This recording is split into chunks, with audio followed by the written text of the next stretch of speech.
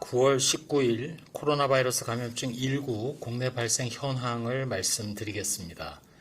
국내 신규 확진자 발생은 106명이 확인되었고 해외 유입 사례는 4명입니다.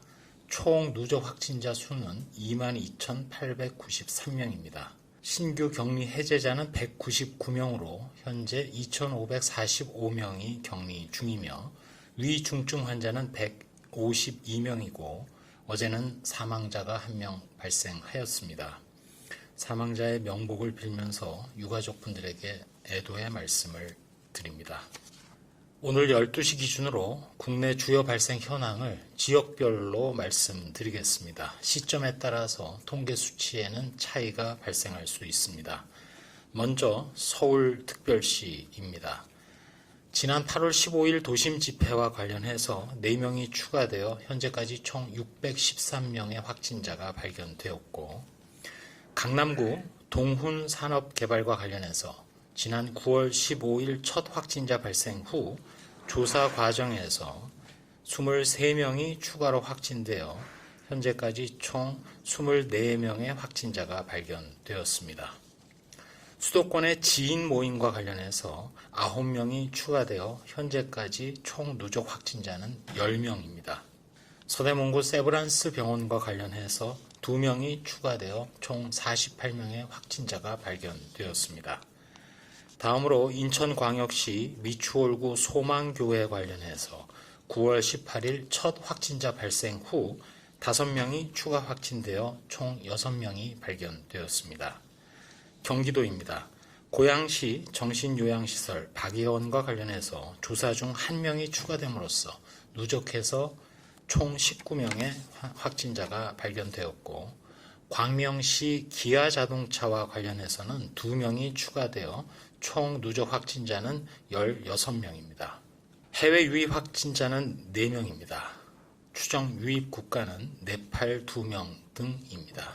저희 중앙방역대책본부에서는 코로나19 바이러스에 대한 연구 개발, 즉 백신 치료제 및 진단기술 개발 연구를 지원하기 위해서 코로나19 바이러스 자원을 분양하여 배분해 왔습니다. 이제까지 총 154개 기관에서 신청을 주셨기에 일단 이 중 142개 기관에 분양을 완료하였고, 분양 목적에 따라서는 백신 및 치료제 연구 그리고 진단기술 연구 등이 가장 많았습니다.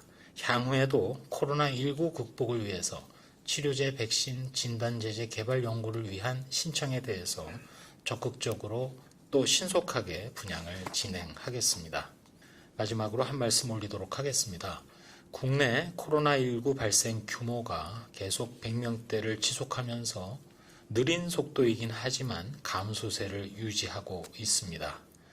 폭발적인 증가를 억제하는 데는 일단 성공했지만 최근 2주간 감염 경로 조사 중인 비율이 증가하고 있습니다.